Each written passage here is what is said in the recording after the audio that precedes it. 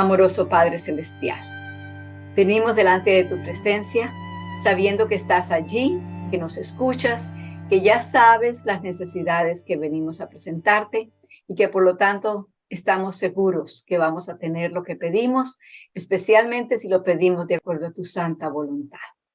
Sabemos que es tu voluntad darnos al Espíritu Santo para que nos enseñe, para que nos explique, para que nos ayude a recordar y a poner en práctica las cosas que quieres que aprendamos.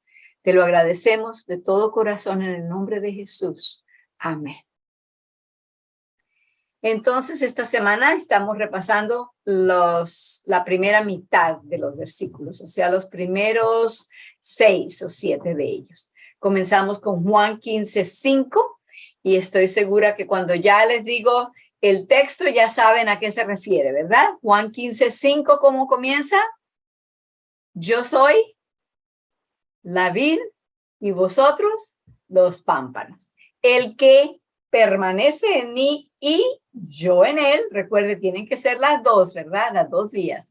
Este lleva mucho fruto, no solamente fruto, sino mucho fruto, porque sin mí nada podéis hacer. Muy bien.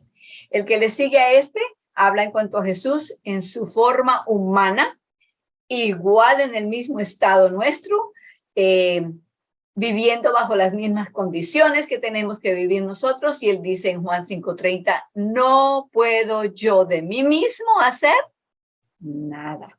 Como oigo, juzgo. Tenía que escuchar al Padre para saber cómo juzgar las cosas. Y mi juicio es justo. ¿Por qué? Porque no busco mi voluntad, sino la voluntad del Padre que me envió. Esta es la misma receta que Él nos dejó para que nosotros podamos vivir con el mismo éxito que Él vivió. Romanos 5:20 habla de la ley. ¿Qué dice?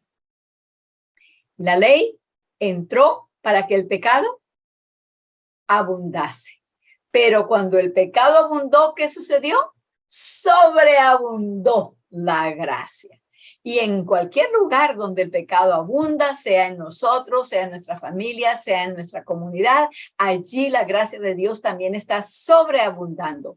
Hay plena gracia para toda cantidad de pecado. Nunca puede haber más pecado que gracia. Siempre hay más gracia que pecado. Ahora esto nos lleva a la mente de Cristo, a la forma en el que piensa. Filipenses 2:5-8. ¿Y qué dice? Haya pues en vosotros el mismo pensar o el mismo sentir, la manera de hacer decisiones que hubo en Cristo Jesús, el cual, siendo en forma de Dios, no tuvo por usurpación ser igual a Dios. ¿Más qué hizo? Más, sin embargo, se anonadó a sí mismo, tomando forma de siervo, hecho semejante a los hombres, a nosotros.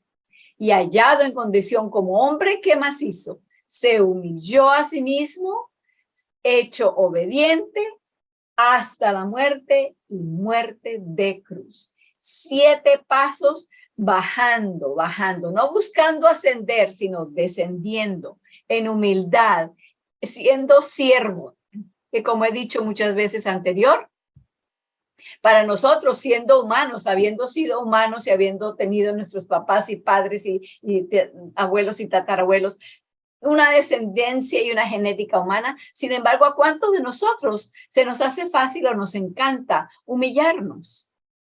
Sin embargo, Cristo, viniendo de ser igual a Dios, piensen ustedes en humillarse, en obedecer, en ser obediente. Esto es completamente extraño para la divinidad. Sin embargo, lo hizo, se humilló, se anonadó a sí mismo, se hizo forma de siervo, siendo obediente hasta la muerte de cruz, todo eso por el amor que tenía por cada uno de nosotros y que sigue teniendo, y por cada uno de nuestros amados, y toda la humanidad, ¿verdad? Ahora entonces pasamos a Romanos 6:23. Porque la paga del pecado es muerte, mas la dádiva de Dios es vida eterna en Cristo Jesús, Señor nuestro. Entonces ahora vamos al que estamos aprendiéndonos corrientemente para este capítulo. Estamos en el capítulo 10. El título es Aniquilando la confusión del Evangelio y el versículo de memoria es Gálatas 2:20. Gálatas 2:20. Está en su capítulo, se encuentra en la página 141, está en 2 secciones, pero está allí si lo quieren aprender de ahí. Y si ya se lo saben de memoria, pues no necesitan ni saber cuál es la página, porque ya lo podemos repetir juntos, así que repitamos.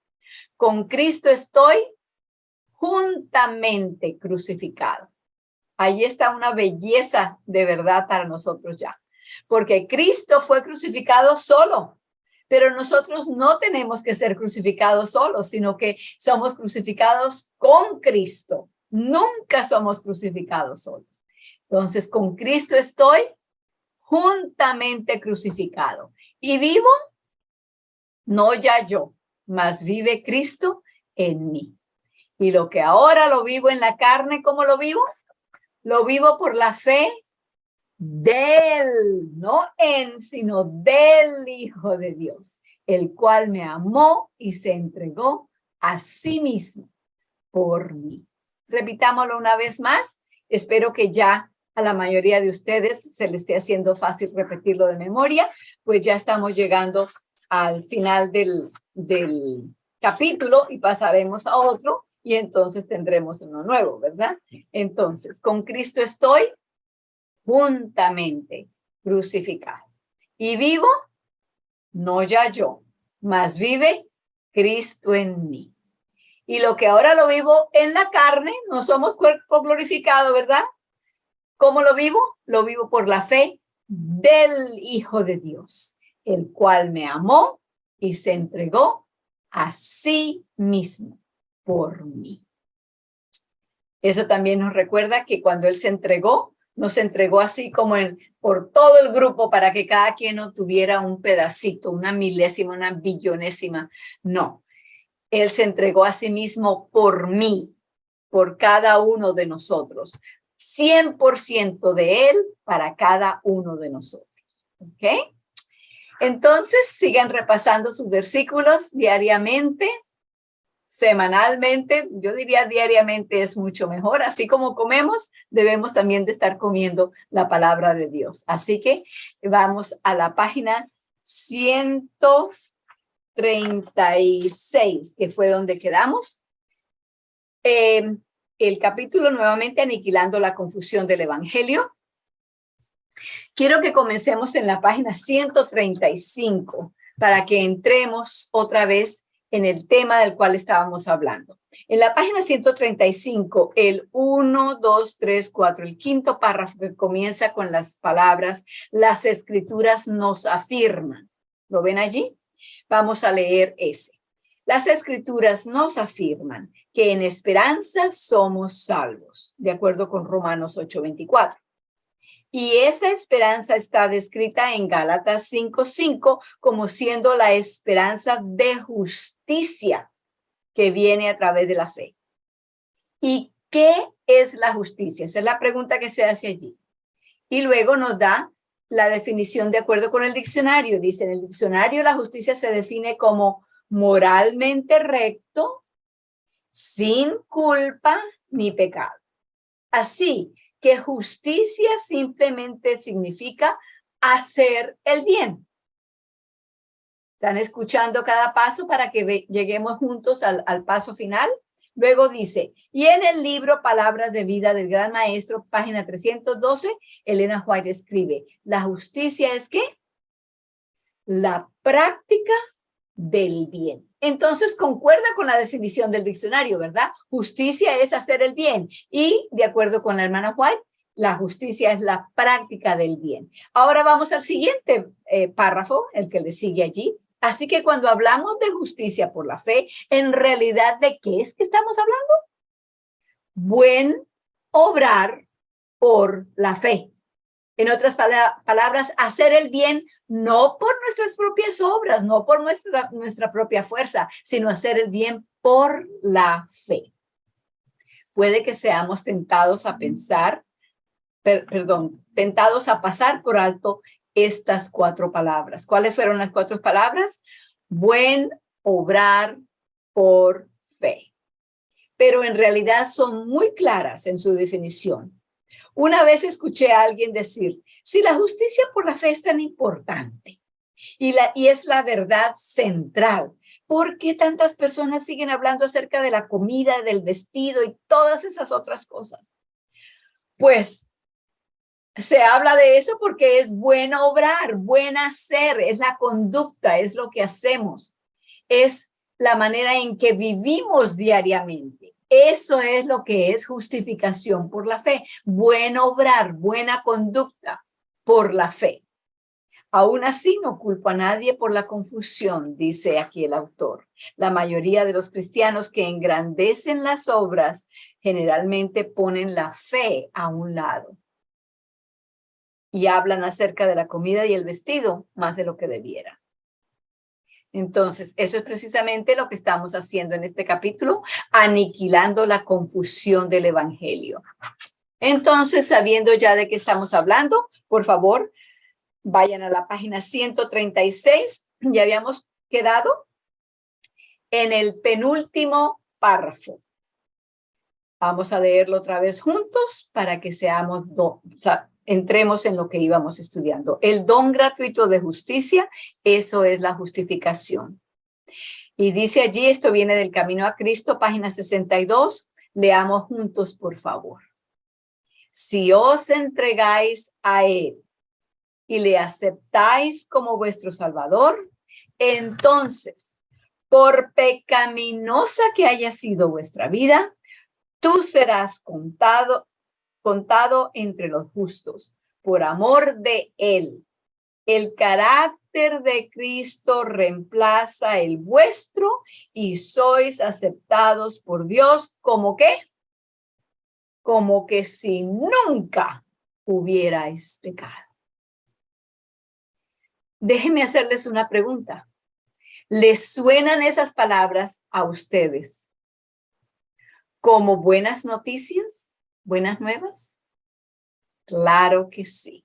Claro que sí. Si les estamos poniendo atención, si estamos siguiendo el tópico que se está hablando aquí, estas son las mejores noticias que podríamos recibir. Si nos entregamos a Cristo, no importa de dónde vengamos, no importa cuántas decisiones erróneas habramos cometido, no importa cuántas veces hasta nos hayamos rebelado abiertamente, sabiendo ya lo que tenemos que hacer, no por ignorancia, sino porque de repente ya decidimos, no, esta vez lo voy a hacer yo solo y caemos, nos hundimos igual que Pedro, pero cuando le pedimos al Señor que nos perdona, Él nos perdona de tal manera que nos mira, ve el carácter de Cristo en nosotros y nos mira como que si nunca hubiéramos pecado.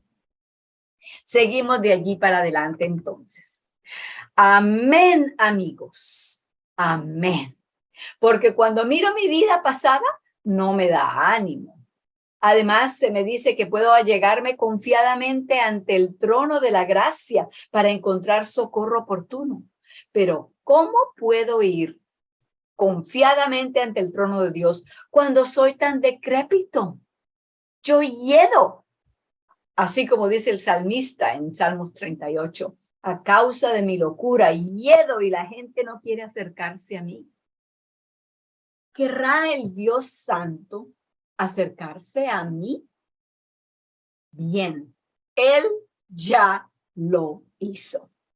Él envió a su único hijo a venir muy cerca de mí para que Él pudiera enfrentar y vivir todas mis experiencias y ser obediente en todas ellas. Así que hoy yo puedo estar de pie delante de ese Dios Santo en perfección total, ya que el intercambio con su Hijo ha tomado lugar. Cristo ha tomado sobre sí mismo mi pecaminosidad y me ha dado, a cambio, su justicia. Me la ha dado como un regalo. No es que tengo que pagar, no es que me la dio y me dijo, me debes tanto por lo que te estoy dando. No. Y gran parte del cristianismo, sigue diciendo allí, hoy quiere detenerse allí mismo. El Señor nos dio la justicia, ya el Señor nos perdonó, aquí vamos a quedarnos. Ahí estamos, no vamos a hablar de más nada, ni vamos a hacer más nada, ni vamos a transformarnos, ni a cambiar la vida, ni nada. No, con eso nos quedamos. ¡Qué felicidad! El Señor nos perdonó y nos declaró sin pecaminosidad, sin ninguna condenación. ¡Qué bello! ¿Y por qué no? Sigue diciendo él. ¿Acaso no es hermoso detenerse aquí? Lo he intentado una y otra vez y acabo cayendo siempre en el suelo. Pero en Cristo puedo estar de pie delante de Dios y parecer delante de Él como si nunca hubiera pecado. ¿En verdad no es esto hermoso? He cometido transgresión y solo quiero enterrar mi cabeza en la arena, pero luego vienen a mí las palabras. Mirad a Jesús y vivid. Él murió por vuestros pecados. Oh, amén, aleluya, gloria a Dios. Jesús murió por mis pecados. ¿Y después qué pasa? Pues me voy y vuelvo a caer, vuelvo a pecar y agacho la cabeza. Y luego vuelven otra vez esas palabras a mí. Jesús murió por ti. Oh, qué alivio, qué consuelo. Luego voy y vuelvo a caer. Y una y otra vez me llega esa constante esperanza. Jesús te cubre. Su vida y su obediencia reemplazarán tus fallas y defectos. Pero amigos, si realmente apreciamos este sacrificio, la próxima vez que caigamos en el pecado, llegaremos a un punto cuando la palabra de Dios venga a nosotros nuevamente diciendo, mira a Jesús, Él ha muerto por tus pecados. Y entonces pensaremos, oh, no, otra vez no puede ser. Continuamos poniéndolo a Él en sufrimiento y en dolor. Esa víctima es inocente. No quiero seguir pecando. En el párrafo que sigue, quiero que tengan sus lápices o lapiceros, no sé qué estén usando ustedes, y les invito a que subrayen varias cosas aquí. Hay 3 puntos muy importantes que se realzan de lo que hemos estado leyendo aquí en estos párrafos. En este siguiente párrafo dice, y aquí es donde el cambio de vida tiene que suceder. Punto número 1. Si tú no tienes una apreciación real de lo que se ha involucrado en tu justificación, puedes estar bien seguro de que nunca llegarás a experimentar la santificación. Otra vez vuelvo a repetir, la justificación es el perdón. Hemos pecado, hemos sido pecaminosos y el Señor dice, mira, aquí tengo para ti una vida correcta. ¿La quieres? Ay, sí, Señor, gracias. Ay, sí, yo reconozco que yo estaba mal, que yo he pecado contra usted, que no le he escuchado. Y el Señor enseguida nos perdona. Pero seguimos y seguimos como estábamos leyendo allí. Nos encanta que nos perdone, pero seguimos yendo a hacer nuestras fechorías, no le ponemos atención, inclusive nos rebelamos contra Él y estamos contentos de que Él nos perdona. Pero el punto al cual debemos llegar es el punto número 1 que dijimos aquí en este párrafo. Porque si tú no tienes una apreciación real de lo que la muerte de Cristo involucra, de lo que se ha involucrado en tu justificación, en ese perdón que tú estás recibiendo gratuitamente, puedes estar bien seguro de que nunca llegarás a experimentar la santificación. Punto número 2 viene ahora. La justificación y la santificación van de la mano. Van de la mano. No es que, bueno, ya tengo esta y ahora no me falta sino la otra. No, las dos van juntas. No puedo experimentar la una sin la otra, ni la otra sin la una. La justificación y la santificación va de la mano. Aquellos que quieren quedarse en la cruz nunca lograrán la santificación. La cruz es donde somos perdonados, pero si allí es donde nos quedamos, recuerden el estudio del santuario, ¿dónde estaba ejemplificada la cruz? ¿Dónde se nos mostraba lo que la cruz hace por nosotros? Cuando entrábamos, ¿verdad? Por la única puerta del santuario, ¿qué era lo primero que encontrábamos? El altar de los sacrificios, ¿verdad? Allí es donde está el símbolo de lo que Cristo hizo por nosotros en la cruz. Allí es donde el pecador venía, confesaba su pecado, poniendo su mano sobre la cabeza de la víctima. Y luego, ¿qué tenía que hacer? Él mismo tenía que degollar a la víctima, ¿verdad? Para que estuviera presente en su mente, que el hecho por el cual él era perdonado no era porque, el Señor allá simplemente firmó un papel y ya lo pasó de un escritorio al otro y ya quedó limpio. No, esa transacción de perdón era debido a que Cristo daba su vida. Y eso era lo que Dios les estaba enseñando y nos enseña todavía hoy por medio de la ilustración del santuario. Pero lo primero que encontrábamos era precisamente allí lo que simboliza la cruz, la muerte de Cristo como la víctima que solamente puede limpiar nuestro pecado. Entonces, si nos quedamos allí y nos seguimos al resto de lo que sucedía en lo que Dios nos estaba enseñando, el camino, ¿verdad? ¿Vieron tus caminos, oh Dios? Los caminos de mi Dios, de mi Rey. ¿Dónde?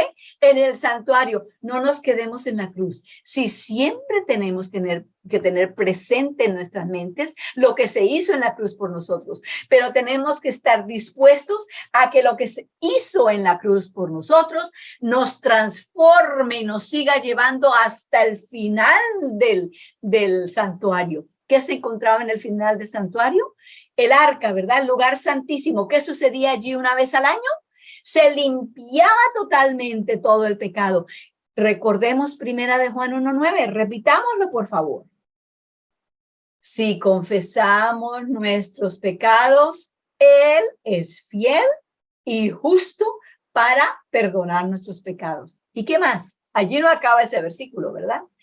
Y limpiarnos de toda maldad. Tan lejos como está el oriente del occidente, hizo alejar de nosotros nuestras injusticias, nuestras transgresiones. El Señor quiere separarnos completamente del pecado. Así que no nos contentemos solamente con que cada vez que nos caemos, nos pone una curita, nos pone una venda y nosotros vamos y nos caemos otra vez y volvemos. No, permitámosles que Él nos lleve de la mano para que no nos caigamos, porque Él ha prometido que Él no nos dejará caer. Sigamos entonces en el mismo párrafo, no hemos llegado al punto número 3, aquí está el número 3.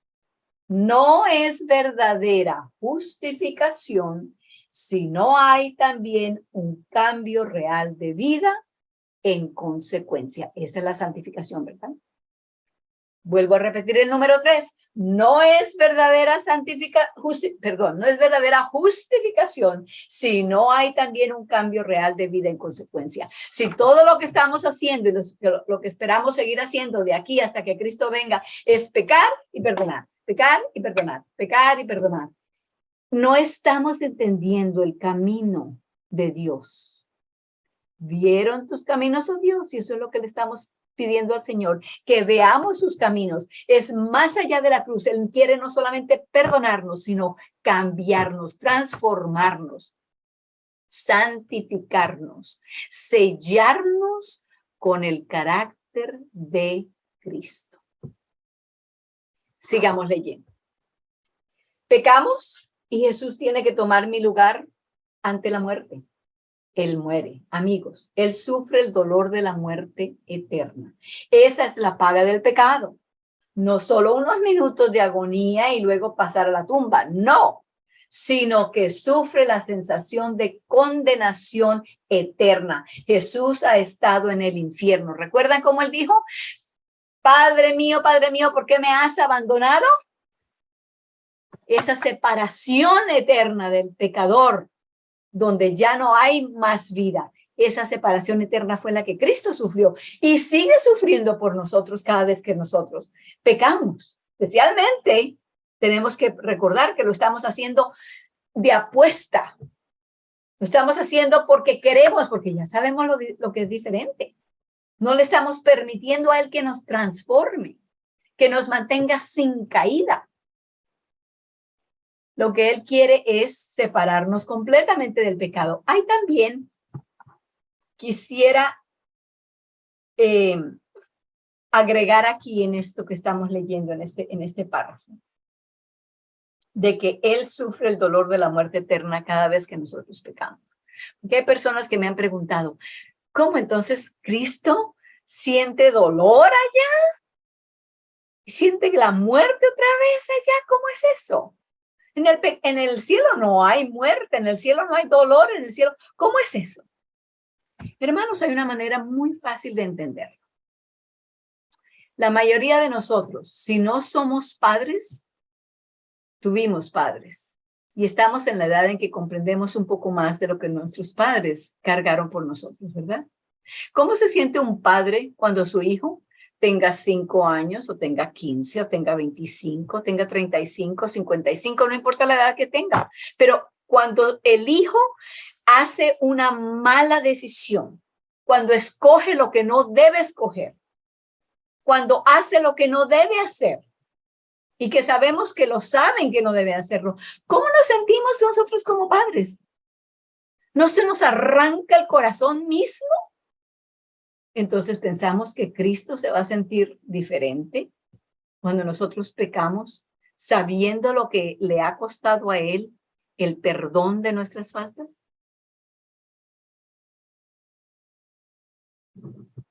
Sigamos leyendo. Jesús ha estado en el infierno y cada vez que pecamos lo mandamos allá. En el libro El deseado de todas las gentes, página 300, se nos dice, por cada pecado, Cristo es herido de nuevo. Necesitamos a Jesús, pero ¿quién es Él? ¿Qué significa el nombre de Jesús? Él salvará a su pueblo en sus pecados. ¿Eso es lo que el ángel le dijo a María? No, eso no fue lo que el ángel le dijo a María. Eso es lo que nosotros estamos creyendo que le dijo a María. Pero ¿qué es lo que dice la Biblia? La Biblia dice, sigamos leyendo aquí el párrafo, me iba a saltar. Pero ¿no es eso lo que hemos escuchado? No. Estudiemos la Biblia por nosotros mismos. La Biblia nos dice, y llamará su nombre Jesús porque él salvará a su pueblo, ¿qué? De sus pecados, no en sus pecados. ¿Hay una diferencia? Si vemos, si escuchamos la diferencia que hay. Es muy diferente a decir que Cristo nos salva en nuestros pecados, a decir que Cristo nos salva de nuestros pecados. Lo que Cristo quiere hacer es salvarnos de nuestros pecados, no salvarnos en nuestros pecados para que sigamos allí pecando y pecando y pecando y pecando y tranquilos, porque ya Cristo murió por nosotros. ¿Qué nos parecería? ¿Qué clase de bombero sería este que viniera, llegara a nuestra casa que está envuelta en llamas, entrara y nos sacara del cuarto donde estábamos y nos llevara hasta la sala y nos dijera, bueno, hasta aquí lo puedo llegar, de ahí para adelante usted verá qué va a hacer? ¿Qué clase de bombero sería ese? ¿Qué clase de salvavidas? ¿Qué clase de salvador tenemos? ¿Tenemos un salvador que nos puede salvar del pecado o uno que nos salva solamente en el pecado? Pongámosle atención a eso, una palabra tan pequeñita. Y verdaderamente que en la palabra de Dios, en las Escrituras, tenemos que ponerle mucha atención a las palabras pequeñas o a las palabras que son conjunciones o preposiciones, porque esas tienen mucha verdad y nos ayudan a entender mucho de la verdad que Dios tiene para nosotros. Entonces, nuevamente en ese párrafo, si no hay cambios en nuestra vida, aquí hay algo para que subrayen otra vez. Tengan sus lápices listos. Si no hay cambios en nuestras vidas, Eso prueba de que no conocemos a Jesús, porque Él ha prometido salvarnos de nuestros pecados. Si no hay cambios en nuestras vidas, entonces el Jesús en que creemos no es un Salvador. Si el Cristo en el cual creemos, si el Cristo que predicamos, si el Cristo que decimos que adoramos no ha transformado nuestra vida, entonces no es un Cristo verdadero, ese es un Cristo falso. Página 138. Necesitamos una justificación que sea efectiva. ¿Qué significa eso? Eso significa que necesitamos una justificación que tenga un efecto, que realmente provoque una reacción en el corazón. Aquí hay algo más para que subraye. Tal justificación tendrá el efecto de llevarnos a la santificación. Pero si lo único que estoy haciendo es ir corriendo a Jesús para que me ponga un parche o una curita en mi rasguño o pecado, no estoy en realidad justificado. No puedo estar de pie delante de Dios como si nunca hubiera pecado. Debo participar en la santificación. Necesito participar en una vida reformada. Pero les añado aquí de una vez, no está hablando de una vida reformada que nosotros hacemos, porque queremos ganar la vida eterna, porque queremos que Dios nos vea con ojos de compasión, porque queremos que Él complacerlo para que no nos vaya a dejar por fuera. No, esa tiene que ser una participación en la santificación como resultado de que comprendemos su amor. Y por amor a Él, porque le amamos, porque le respondemos con amor, permitimos que haga en nosotros no solamente 1 o 2 o 3 cambios y ya hasta ahí ya estamos bien. No. Todos los cambios que necesita hacer para transformarnos a la imagen del carácter de Cristo Jesús. Hay diferencia en eso, ¿verdad? Seguimos leyendo entonces, estamos en la página 138, el segundo párrafo. Pero si lo único que estoy haciendo, perdón, no es ese no es, es el tercer párrafo. Pero antes de entrar al tercer párrafo, necesito que vayamos a Primera de Corintios. Abran sus Biblias. Primera de Corintios, capítulo 15. Es un capítulo bien largo, pero un capítulo muy, muy bello en cuanto a la resurrección. Primera de Corintios, capítulo 15. Está en el Nuevo Testamento. Primera de Corintios, capítulo 15. Vamos a leer primero los versículos 51 y 52. Primera de Corintios 15, 51 y 52. El apóstol Pablo habla aquí de un misterio. Entonces vamos a ver cuál es ese misterio. Dice, he aquí os digo un misterio. Todos ciertamente no dormiremos, mas todos seremos transformados. Cuando dice que todos nos dormiremos, se está refiriendo a la muerte, a la primera muerte, ¿verdad? A la muerte que todos morimos ahora, tarde o temprano, sea por un accidente o sea por vejez. Pero al fin llegamos al final de nuestra vida si Cristo no regresa antes de eso. Esa es la primera muerte. Así que todos no vamos a dormir. Hay algunos que vamos a estar vivos cuando Cristo venga, pero lo que sí Él dice que es por seguro es que todos vamos a ser transformados.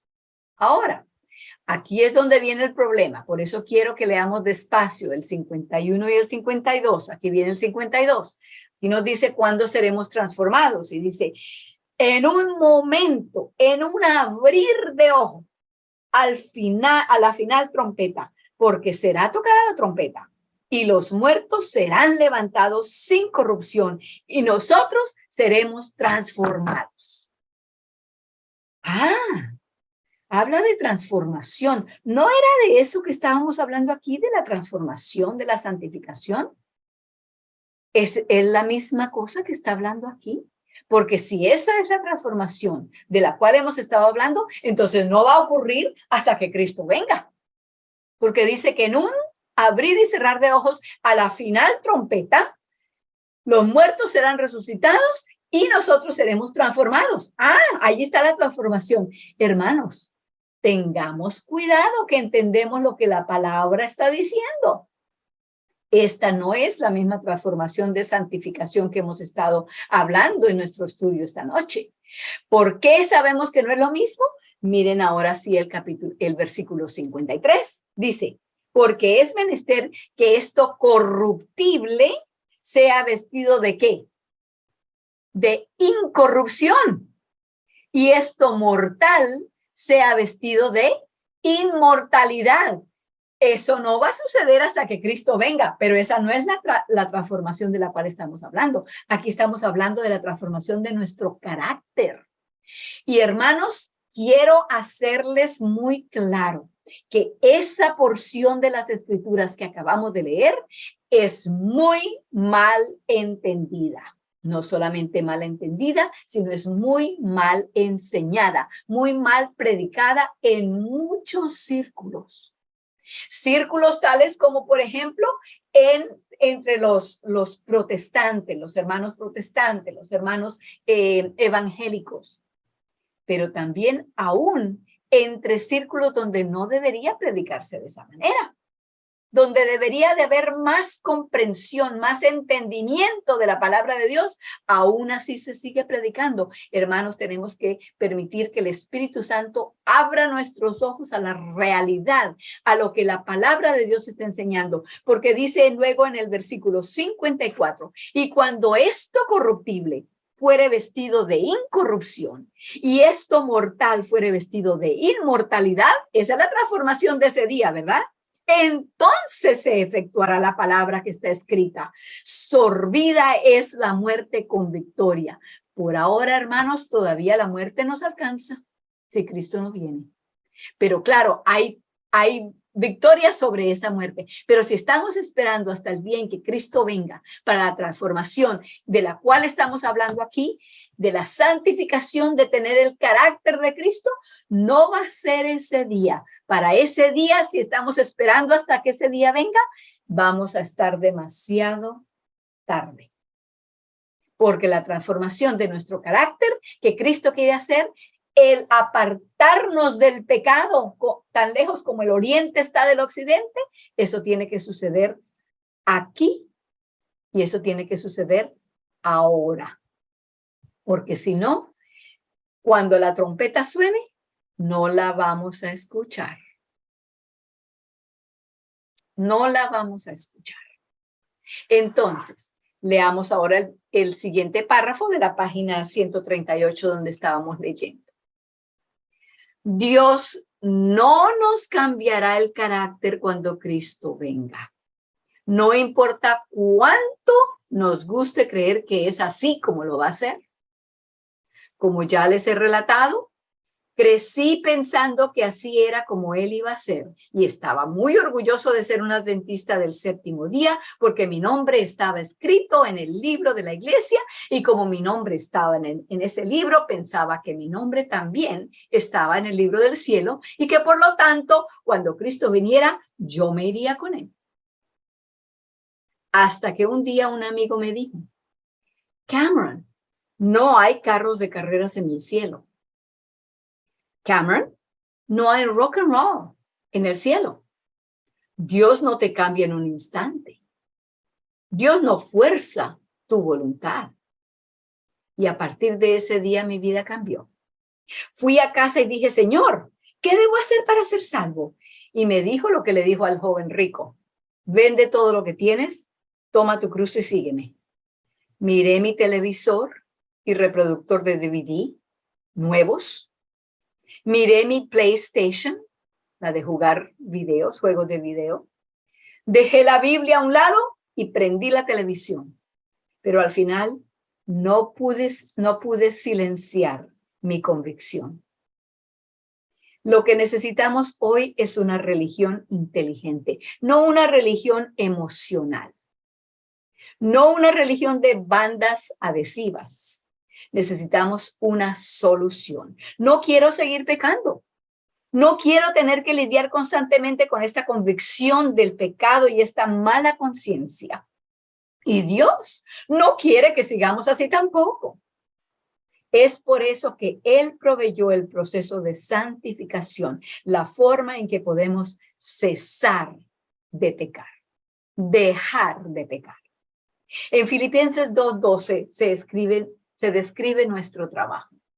Por tanto, amados míos, como siempre habéis obedecido, no como en mi presencia solamente, sino con mucho más ahora en mi ausencia, ocupaos en vuestra salvación con temor y temblor. Amigos, en realidad tenemos algo que hacer. Realmente tenemos que ocuparnos en nuestra salvación. Y así, y sí, es con temor y temblor, sobre todo ahora, porque a esta tierra no le queda mucho tiempo y nosotros no tenemos una vida entera para ser santificados. Cuando nos miramos a nosotros mismos, en contraste con la ley de Dios, ¿qué esperanza alcanzamos? Seguidamente vemos a Jesús muriendo en la cruz por nosotros, pero cuando lo miramos allí, a menudo no vemos lo que necesitamos ver. No vemos lo que nos afectará de la manera que se necesita. Para esto entonces, y como ya estamos sobre el tiempo, quisiera entonces que termináramos esta sección de esta noche yendo al mismo versículo que se citó allí, Filipenses 2. Y ya hay una buena sección de ese capítulo que no sabemos de memoria, ¿verdad? Filipenses, capítulo 2. Pero vamos a ir al versículo 13. Filipenses, capítulo 2, versículo 13.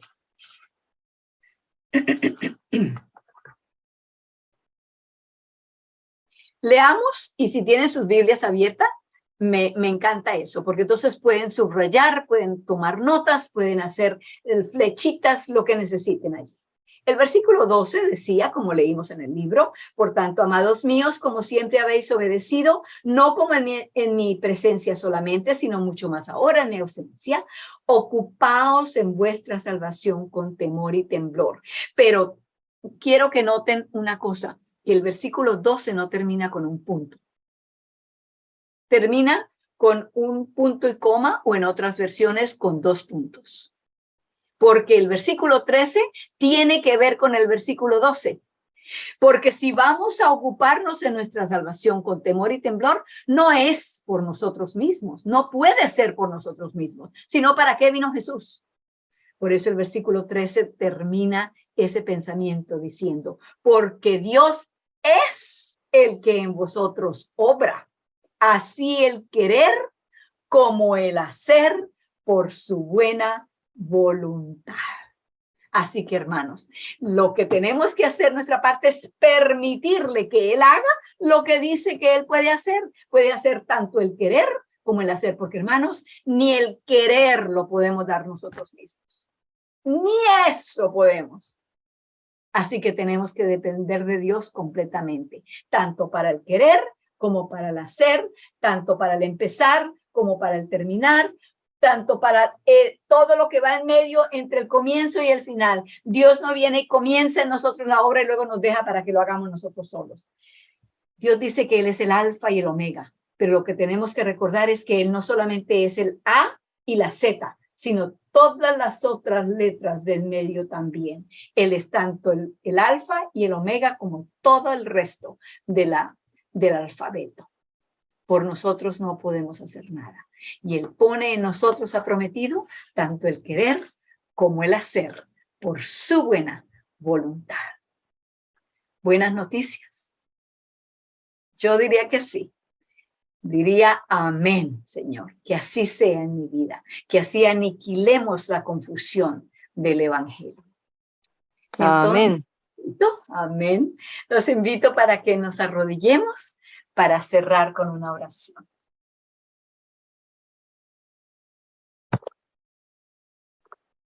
Oremos. Amoroso Padre Celestial, a medida que estudiamos y escuchamos la voz de tu Espíritu Santo al leer tu palabra, las Escrituras, encontramos más y más razones para darnos cuenta de que tú nos amas no solamente una porción o por un cierto tiempo o por una cierta cantidad del proceso de salvación. Oh, no, Señor. Como dices en Jeremías, te he amado con un amor eterno.